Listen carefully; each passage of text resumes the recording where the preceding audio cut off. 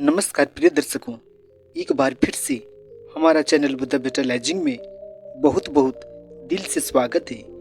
प्रिय दर्शकों, अगर ये कहानी वीडियो आप लोगों को पसंद लगे तो कृपया हमारा चैनल बुद्धा बेटा लाइजिंग को जरूर सब्सक्राइब कीजिएगा, क्योंकि मैं प्रत्येक दिन आप लोगों के लिए एक से एक बढ़िया से बढ़िया मोटिवेशनल कहानी वीडियो लेकर आता हूँ। जी हाँ, अधिक समय को न लेते हुए सीधे कहानी का शुभारंभ करते हैं।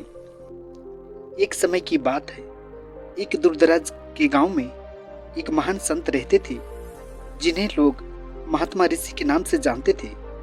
उनकी ख्याति चारों दिशाओं में फैली थी। वे बहुत ही शांत स्वभाव के थे और कम बोलने में विश्वास रखते थे। उनके पास लोग अपने जीवन के उलझनों का समाधान पाने के लिए आते थे।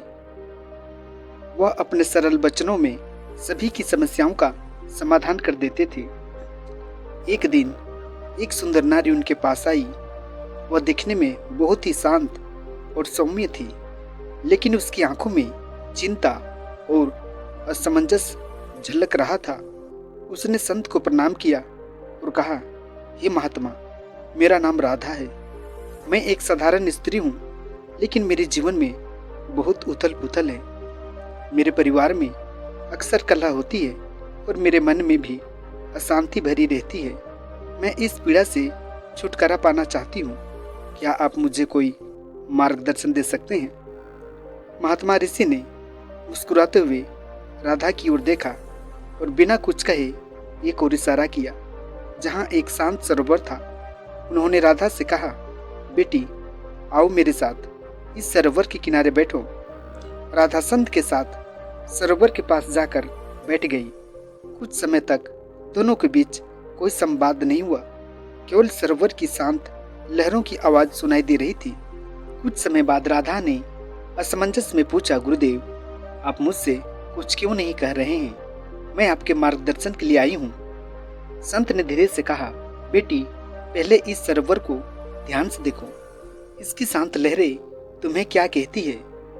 राधा ने सरोवर को ध्यान से देखा और बोली, गुरुदेव, यह सरोवर बिल्कुल शांत है, जैसे इसे किसी ने छुआ तक न हो।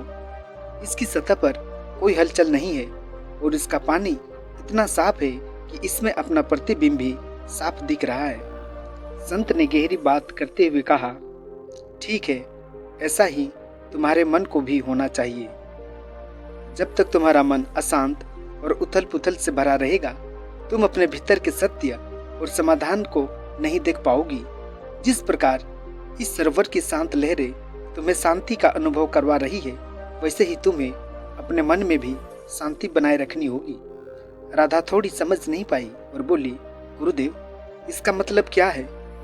मैं तो केवल यही जानती हूँ कि यदि मेरे मन की बातों को दूसरों से न कहूँ तो मेरी बेचैनी और बढ़ जाती है। संत ने उसे समझाते हुए कहा, बेटी, यही तो तुम्हारी परेशानी का कारण है।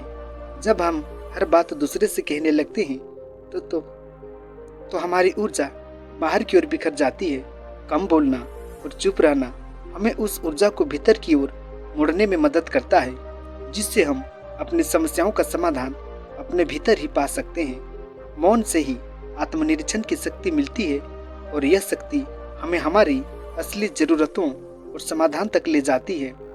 राधा को बात थोड़ी समझ में आने लगी थी, लेकिन उसने फिर से पूछा, गुरुदेव, अगर मैं अपने मन की बातों को दूसरों से न कहूँ तो कैसे शांति मिलेगी? संत ने उसकी बात का उत्तर देते हुए कहा, जब तुम चुप रहना और कम बोलना सीखोगी तो तुम्हारा मन धीरे धीरे शांत होने लगेगा। तुम्हारे भीतर की ऊर्जा बिखरने के बजाय संचित होने लगेगी। चुप रहकर जब तुम अपने भीतर के भावों को समझने लगोगी, तब तुम्हें अपनी समस्याओं का हल स्वतः ही मिल जाएगा। चुप रहना केवल दूसरों से दूर रहना नहीं है, यह स्वयं से जुड़ने का मार्ग है। यह सुनकर राधा ने एक गहरी सांस ली और कहा, गुरुदेव, आज मुझे समझ में आया कि मौन और आत्मनिरीक्षण का महत्व कितना गहरा है। मैं अपनी ऊर्जा को संचित करने का प्रयास करूंगी और अपने भीतर की शांति को पाने की कोशिश करूंगी। मैं अपनी ऊर्जा को संचित करने का प्रयास करूंगी और अपने भीतर की शांति को पाने की कोशिश करूंगी। महात्मा ऋषि ने मुस्कुराते हुए कहा, याद रखना राधा, जब भी तुम शांति पाना चाहोगी तो चुप रहना और कम बोलना सीखो। मौन की साधना तुम्हारे जीवन में वही शांति और संतुलन लाएगी जो तुम खोज रही हो। राधा ने संत को प्रणाम किया और अपने जीवन की नई दिशा को लेकर आश्रम से वापस लौट गई।